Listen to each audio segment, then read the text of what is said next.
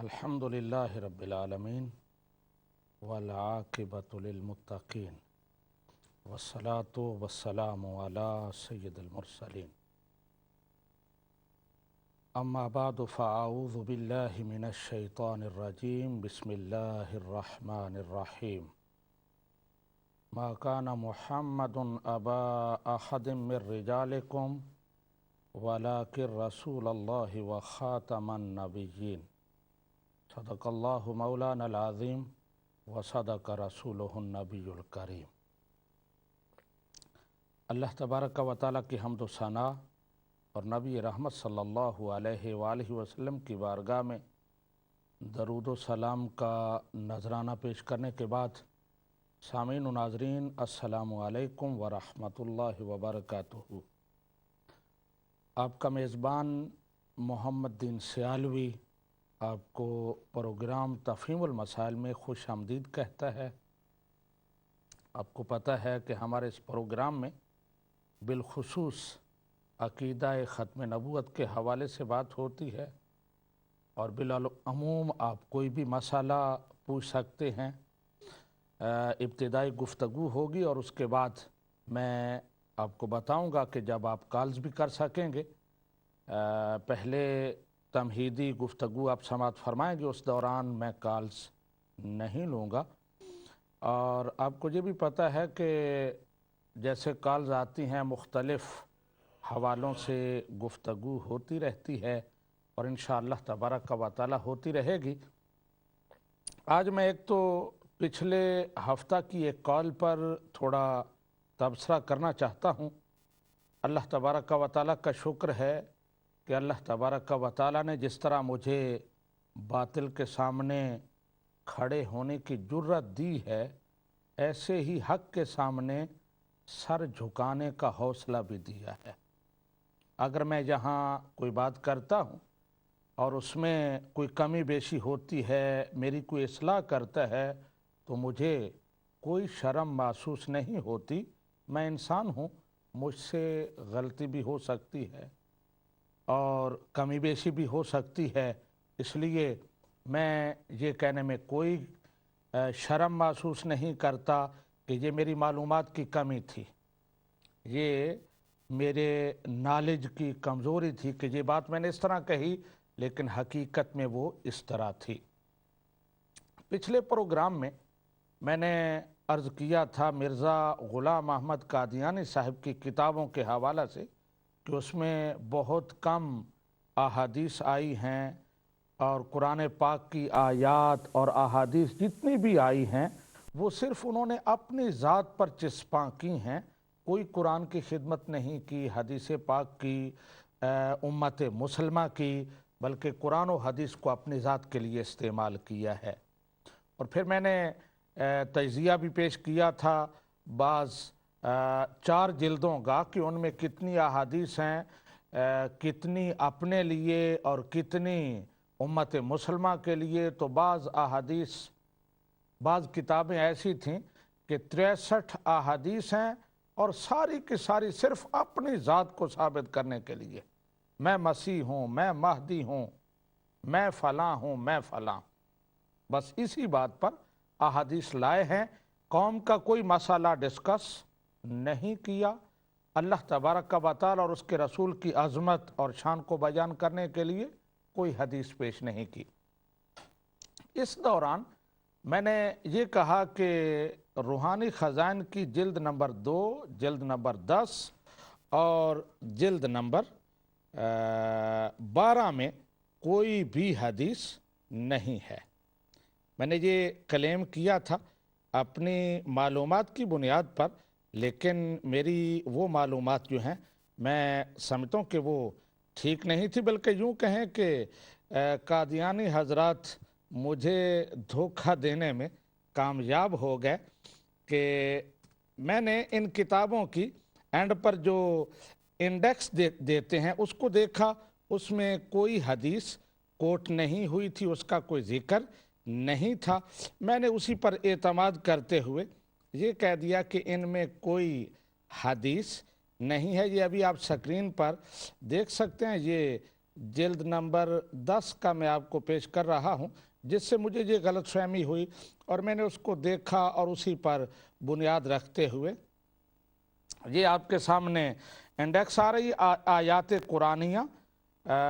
3 सफ़े से शुरू हो रही है, सफ़ा नंबर 3 से, और मज़ामीन सफ़ा नंबर 9 से। दीगर जिल्दों में आप देखेंगे कि आयात कुरानिया के बाद अहादीस का टाइटल आता है और उनको जिक्र किया जाता है, लेकिन यहाँ जिक्र नहीं की गई जिल्द नंबर 2 में, जिल्द नंबर 10 में और जिल्द नंबर 12 में, जिससे मैंने यही समझा कि इनमें कोई हदीस कोट नहीं हुई। मैनचेस्टर से एक साहिब ने फ़ोन किया, अफजल नाम बताया, और उन्होंने कहा कि नहीं, इन जिल्दों में अहादीस हैं। उन्होंने फिर उनके सफ़ात भी बताए और वाकई वो अहादीस वहाँ मौजूद हैं, अगरचे हैं 500-600 सफ़ात की किताब में कहीं 2 हदीसें हैं, कहीं 1 है, किसी में 4 हैं, तादाद यही कुछ है, लेकिन बहरहाल अहादीस मौजूद हैं। तो मैं एक तो उनका शुक्रिया अदा करता हूं और दूसरा मैं बिल्कुल यहाँ अपने सामीन और नाजरीन को अर्ज़ करता हूं कि मैंने जो क्लेम किया था कि इनमें कोई हदीस नहीं है, जिस वजह से भी जो बुनियाद मैंने आपको बताई, बहरहाल वो ठीक नहीं था। तो मैंने कहा कि अल्लाह तबारक व तआला ने मुझे ये जुर्रत दी है कि अगर कोई मुझे सही इन्फॉर्मेशन देगा तो मुझे ये बताने में कोई आर महसूस नहीं होगा कि मुझसे गलती हुई है। और मैं चाहता हूं कि हर बंदा के अंदर ये जुर्रत होनी चाहिए कि वो हक के सामने सर झुका सके। जब हक उस पर वाज़े हो जाए तो फिर उसे किसी किस्म की शर्म हया कि बिरादरी वाले क्या कहेंगे, इर्द गिर्द वाले लोग क्या कहेंगे कि 50 साल से, 20 साल से, 30 साल से ये एक लाइन पे चल रहा था, अब इसने उसको छोड़ दिया है। अगर हर बशर के अंदर, हर इंसान के अंदर ये जुर्रत पैदा हो जाए कि वो अपनी गलती को तस्लीम करने का हौसला रखता हो, तो फिर सारे मसाइल ही हल हो जाएं।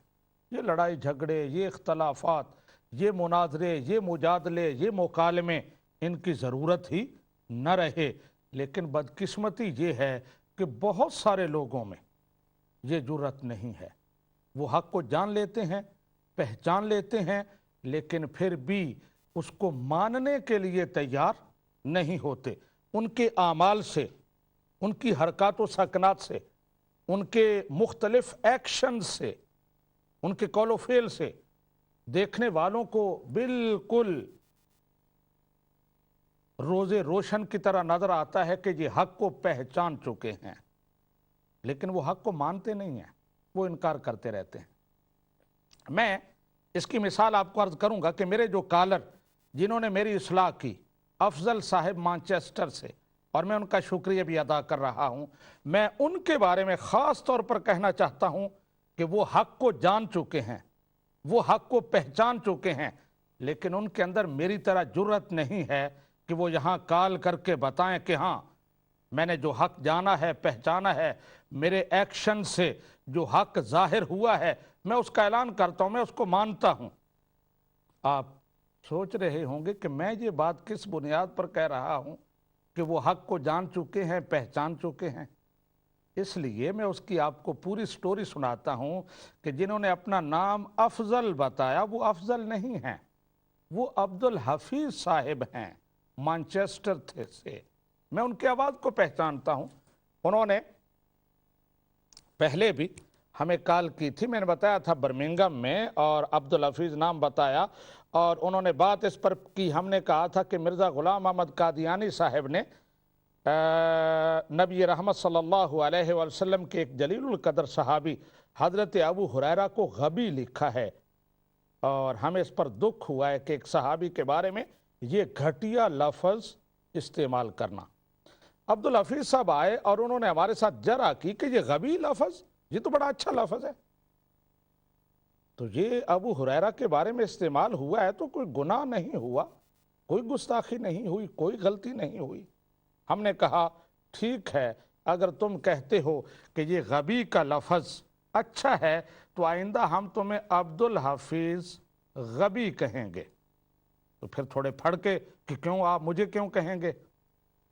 ہم نے کہا کہ اگر صحابی کے لیے یہ لفظ یوز ہو سکتا ہے تو پھر آپ کے لیے کیوں نہیں ہو سکتا؟ پھر وقت گزرتا گیا، ابھی چند دن پہلے انہوں نے پھر کال کی، بتایا میں مانچسٹر سے بول رہا ہوں، حفیظ بول رہا ہوں، میں نے وہ ساری بیک گراؤنڈ بتائی کہ انہوں نے پہلے بھی فون کیا تھا اور ان کے نام کے ساتھ ہم نے لاحقہ غبی کا لگایا تھا۔ تو اس کے بعد حضرت نے پچھلے ہفتے کال کی تو نام ہی چینج کر دیا، اپنا صحیح نام نہیں بتایا۔ احباب، آپ خود اپنے ضمیر سے اس کا فیصلہ لیں، اور عبدالحفیظ صاحب وہ اپنے ضمیر سے اس کا فیصلہ لیں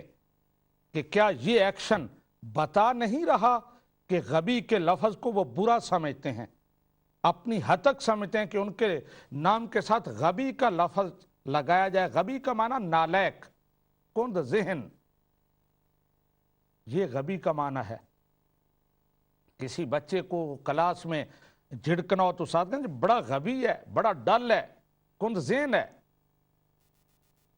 عبدالحفیظ صاحب، آپ حق پہچان چکے ہیں، آپ کے ایکشن سے یہ بات روز روشن کی طرح عیاں ہو رہی ہے کہ غبی کا لفظ برا ہے۔ ایک صحابی رسول کے لیے یہ استعمال کرنا گستاخی ہے، یہ بہت بڑا گناہ ہے، جرم ہے، بہت بڑی جرت ہے۔ اب جرت کریں، کال کریں اور بتائیں کہ میں اس حق کو مانتا ہوں۔ ویسے تو آپ کو قادیانیت سے ہی توبہ کرنی چاہیے،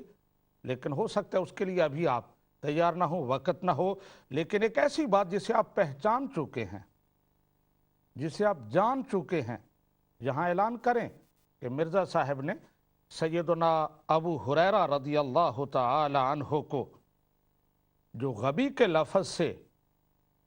یاد کیا ہے، ان کے بارے میں یہ لفظ استعمال کیا ہے، یہ بالکل غلط ہے، یہ گستاخی ہے، یہ گھٹیا لفظ ہے، کسی صحابی کے لیے یہ استعمال نہیں ہو سکتا۔ احباب، میں انتظار کروں گا حفیظ صاحب کی، عبدالحفیظ صاحب کی کال کا، کہ وہ یہ اعلان کریں، اپنا صحیح نام بتائیں اور پھر بتائیں کہ میں اس بات کو تسلیم کرتا ہوں اور اسی وجہ سے میں نے اپنا نام چھپایا کہ کہیں آپ مجھے عبدالحفیظ غبی کے نام سے پھر نہ پکار دیں، اس لیے میں نے اپنا نام بدل کے کال کی۔ میں نے آپ نے جو انفارمیشن دی، میں یہاں علل اعلان پوری دنیا میں یہ پروگرام سنا جا رہا ہے، کہہ رہا ہوں کہ میری انفارمیشن غلط تھی۔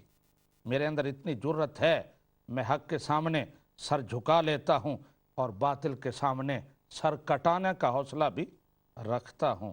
کاش یہ حوصلہ ہر بندے کو نصیب ہو جائے۔ سامعین و ناظرین، آپ نے بات سنی، بالکل یہی کیفیت ہے کہ بہت ساری چیزوں میں آپ کالرز کا انداز دیکھتے ہیں، ان سے پتہ چلتا ہے کہ جب میں پوچھتا ہوں اس کو چھوڑیں آگے چلیں، اس کو چھوڑیں آگے چلیں، یعنی ان کے پاس کوئی جواب نہیں ہوتا، لیکن وہ یہ نہیں کہتے کہ ہمارے پاس جواب نہیں، یہ غلط ہے، واقعی جو کچھ آپ کہہ رہے ہیں ٹھیک ہے، اسے جان چھڑاتے ہیں، بچتے ہیں۔ کاش اتنی جرت ہوتی کہ وہ حق کو جس طرح پہچان چکے ہیں، حق کو مان بھی لیتے۔ لیکن المیہ یہ ہے، اور مجھے اس بات پر بہت دکھ بھی ہوتا ہے، آپ نے سنا ہوگا بزرگ کہتے ہیں کہ انسان کا اللہ تبارک و تعالی انسان کو دشمن بھی دے تو وہ بھی عقل مند اور سمجھدار ہونا چاہیے، وہ کسی اصول اور ضابطے کو ماننے والا ہونا چاہیے۔ اگر مد مقابل جو ہے وہ کسی اصول اور ضابطے کو نہ مانتا ہو تو پھر واقعی مشکل پیش آتی ہے، اور میں بھی اسی مشکل میں پھنسا ہوا ہوں کہ میرا مد مقابل جو ہے اس کا کوئی اصول نہیں، کوئی ضابطہ نہیں، وہ کہتا کچھ ہے، کرتا کچھ ہے، لکھتا کچھ ہے، بولتا کچھ ہے۔ ان کے لیڈر کچھ اور کہتے ہیں اور فالور کچھ اور مانتے ہیں۔ یہ بہت بڑی عجیب سچویشن ہے جسے میں دیکھ کر کڑتا ہوں کہ ان لوگوں کو کچھ بھی سمجھ نہیں آتا۔ ایک عام ذہن کا آدمی ان تضادات کو دیکھ کر، ان بھونڈی تعویلات کو دیکھ کر حقیقت کو پہچان لیتا ہے لیکن بڑے بڑے دانشور کہلانے والے، لیکچر دینے والے اور بڑی نپی تلی گفتگو کرنے والے، مجھے یہاں عربی عبارتیں سنانے والے، ان کو یہ بات سمجھ نہیں آتی۔ میں تھوڑی سی اپنی بات کو واضح کرنے کے لیے آپ کو بتاؤں گا، جو میں نے کہا کہ کہتے کچھ ہیں کرتے کچھ ہیں۔ لیڈر کچھ کہتے ہیں اور خلیفے کچھ اور کہتے ہیں، ان کے فالور کچھ اور کہتے ہیں۔ میں نے پچھلے دنوں آپ کو بتایا تھا کہ عبد الرحمن ملک صاحب بہت بڑے محقق ہیں قادیانی کمیونٹی کے۔ انہوں نے یہ لکھا ہے کہ مستند وہی ہے جو مرزا غلام احمد قادیانی صاحب نے فرمایا ہے، وہ ہمارے نزدیک مستند ہے۔ بعد میں خلفاء نے، بزرگوں نے جو کچھ لکھا ہے اس میں غلطی کا امکان ہے، اس کو ہم مستند نہیں مانتے۔ لیکن پھر میں نے آپ کو بتایا کہ اسی پاکٹ بک میں جس میں وہ یہ لکھ رہے ہیں، اسی میں انہوں نے مرزا غلام احمد قادیانی صاحب کا سال، وہ جو ایئر آف برتھ ہے، اس کو بدل دیا۔ مرزا غلام احمد قادیانی صاحب نے 1839 یا 1840 لکھا ہے، لیکن پاکٹ بک والے اور پوری کمیونٹی، قادیانی کمیونٹی، وہ 1835 لکھتی ہے، یعنی اپنے لیڈر کو بالکل چھوڑ چکے ہیں، اور اس کا کوئی جواب نہیں ہے۔ اگر بات کی جائے پوری امت کی، میں بتاؤں کہ پوری امت فلاں مسئلہ میں متفق رہی ہے، انہوں نے یہ کہا ہے، اور مرزا غلام احمد قادیانی صاحب اس لائن سے ہٹ گئے ہیں، تو بڑے زور کے ساتھ کہیں گے وہ کوئی نبی تھے، ان سے غلطی ہو سکتی ہے، امام ابو حنیفہ سے غلطی ہو سکتی ہے، امام بخاری سے غلطی ہو سکتی ہے، مجددین سے غلطی ہو سکتی ہے، لیکن مرزا غلام احمد قادیانی، اس سے تو غلطی نہیں ہو سکتی، وہ تو نبی تھا۔ لہٰذا آپ یہ نہ کہیں کہ پوری امت اس بات پر متفق رہی ہے اور مرزا صاحب اس سے ہٹ رہے ہیں، یہ نہ کہیں، کیونکہ حق پر یہ ہیں، یہ نبی انہیں زیادہ پتہ ہے، لیکن اسی نبی نے جو اپنی تاریخ پیدائش لکھی ہے، اس کو پوری قادیانی امت نہیں مانتی۔ اب آپ اندازہ لگا لیں کہ کہتے کیا ہیں اور کرتے کیا ہیں۔ اور پھر میں اسی حوالے سے آپ کو یہ بھی بتاؤں کہ فالور کیا کہتے ہیں اور لیڈر کیا کہتے ہیں۔ میں اس کی بھی ایک دو مثالیں آپ کے سامنے رکھوں گا، اور آپ کو بڑا تعجب ہوگا، اور یقین کریں یہ بات جو ابھی میں بتانے لگا ہوں، جب میں نے یہ پہلی دفعہ پڑھی، یہ کتاب ہے اصل مصفہ، مرزا خدا بخش مرزائی ہیں، انہوں نے یہ کتاب لکھی ہے، اور اس میں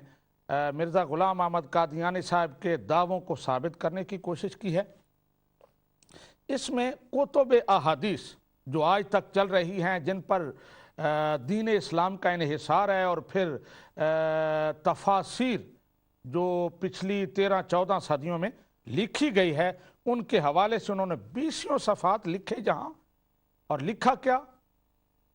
اس کا مرکزی خیال کیا ہے، کہتے ہیں کہ کوئی کتاب حدیث کی قابل اعتبار نہیں ہے، تفاسیر قابل اعتبار نہیں ہے۔ پوری کچھ 76 تفاسیر کی ایک لسٹ بنائی ہے انہوں نے، حضرت امام شافعی سے لے کر 13ویں صدی تک جتنے بھی لوگ آئے ہیں، ان کی لسٹ انہوں نے دی ہے کہ فلاں فلاں نے یہ تفسیر لکھی ہے، اور پھر ان کی غلطیاں نکالی ہیں کہ اس میں یہ غلطی ہے، اس میں یہ غلطی ہے، اور آخر میں یہ کہتے ہیں کہ یہ تفاسیر بالکل قابل اعتبار نہیں ہیں، نہ احادیث قابل اعتبار ہیں، بلکہ یہاں تک کہتے ہیں کہ نبی رحمت صلی اللہ علیہ وآلہ وسلم نے کوئی قرآن پاک کی مکمل تفسیر ہمیں نہیں بتائی، نہ کسی صحابی نے ہمیں تفسیر بتائی ہے، اور نہ ہی کسی تابعی نے کوئی قرآن پاک کی تفسیر لکھی ہے۔ بس ضرورت کے مطابق چند باتیں نبی کریم صلی اللہ علیہ وسلم نے بتا دی تھیں، اور وہ بالکل مختصر سی تھیں، بعد میں جو کچھ لکھا ہے کہتے ہیں یہ قصے ہیں، افسانے ہیں، یہ فساد کا دور تھا جو کچھ لکھا گیا ہے۔ آپ اندازہ لگائیں امام شافعی سے لے کر 13ویں صدی تک تمام مفسرین، تمام محدثین، تمام شارحین ان کی اتھارٹی کو چیلنج کرتے ہیں، اور آپ کو یہ میں بہت کچھ لکھا ہے، اب یقین کریں اتنے غلیظ حملے کیے ہیں ان مقدس ہستیوں پر۔ میں نے جب یہ پڑھا تو میں رویا کہ اتنا ظلم، ایک بندہ اپنے آپ کو مسلمان کہتا ہے، کلمہ پڑھتا ہے، دعویٰ ہے اسلام کا، اتنا ظلم تو کسی عیسائی اور کسی یہودی نے نہیں کیا ہوگا کہ اسلام کا پورا جو لٹریچر ہے 13 صدیاں جو کچھ لکھا گیا کہتے ہیں وہ قابل اعتبار نہیں ہے، کہتے ہیں ان میں نقص ہے، ان میں یہ کمزوری ہے، وہ کمزوری ہے۔ پہلے بہت کچھ لکھا ہے اور پھر آخر پر جب کلوز کرتے ہیں وہ 15-20 صفحے لکھنے کے بعد ایک لسٹ دیتے ہیں تفاسیر کی، تو پھر یہ الفاظ آپ بھی پڑھیں اور دیکھیں کیا لکھتے ہیں کہ تفاسیر متذکرہ بالا کے دیکھنے سے واضح ہے کہ یہ سب تفاسیر اس زمانہ میں لکھی گئی ہیں جس کو ختم المرسلین فخر الاولین والآخرین نے فیض اور آوج سے معصوم کیا، یعنی فساد کا زمانہ۔ پس ایسی حالت میں بلا تحقیق و بلا تفکر و تدبر آنکھیں میچ کر ان کی ہر بات کو معتمد علیہ تسلیم کرنا خالی از خطا نہیں بلکہ معصیت میں داخل ہے۔ اور اس سے اوپر بہت کچھ یعنی ان پر پھبتیاں کسی ہیں، امام شافعی سے لے کر تمام مفسرین، تمام فقہا، تمام محدثین جو ہیں احادیث کی کتابوں کو بالکل ناقابل اعتبار ٹھہرایا ہے، اور یہ کہتے ہیں کہ جو کچھ مرزا غلام احمد قادیانی کہہ رہے ہیں بس اتنا ہی صحیح ہے، اس کے علاوہ کچھ بھی صحیح نہیں ہے۔ اور یہ ساری ضرورت کیوں پیش آئی؟ میں نے آپ کو بتایا تھا کہ مرزا غلام احمد قادیانی صاحب نے قرآن کی کوئی خدمت نہیں کی، نہ تفسیر، نہ کچھ اور لکھا، بس اپنی ذات کو پوری زندگی منواتے رہے اور وہ بھی منوا نہ سکے۔ تو انہوں نے تو قرآن کی کوئی خدمت ہی نہیں کی، تو کیسے یہ دعویٰ کہ وہ جو کچھ لکھ رہے ہیں وہ ٹھیک ہے؟ مسئلہ صرف اتنا ہے کہ پہلے تمام محدثین، تمام مفسرین وہ اس بات پر متفق ہیں کہ حضرت عیسیٰ علیہ السلام زندہ ہیں اور وہ دوبارہ تشریف لائیں گے، اور اسی چیز پر پوری قادیانیت کی بنیاد ہے کہ وہ فوت ہو گئے ہیں۔ اب اگر ان تفاسیر کو، ان احادیث کو، ان کتابوں کو وہ معتبر مان لیں تو ان کی پوری عمارت گرتی ہے۔ اب ان کی مجبوری ہے صرف اس ایک نقطے کے لیے اسلام کا پورا لٹریچر اس کو ناقابل اعتبار ٹھہرا دیا ہے، صرف اس ایک ضرورت کے تحت کہ وفات مسیح اس کو ہم نے ثابت کرنا ہے۔ اس کے علاوہ اور کسی مسئلہ میں مرزا غلام احمد قادیانی نے کوئی نیا سیاسی نظریہ اسلام کا پیش کیا ہو، کوئی اقتصادی نظام پر تحقیق کی ہو، فقہ پر کوئی کام کیا، کچھ بھی نہیں، سب کچھ ہوئی، لیکن صرف اس ایک بات کے لیے سارا کچھ ٹھکرا دیا۔ سامعین و ناظرین، ابھی ایک بریک کا ٹائم ہو رہا ہے، یہ بات ہماری چلے گی اور اس پر میں مزید بات کروں گا کہ کتنا ظلم کیا ہے امت مسلمہ پر، کہ 13 صدیوں کی جو محنت تھی اس کو یوں انہوں نے ٹھکرا دیا۔ اللہ تبارک و تعالی ہدایت عطا فرمائے۔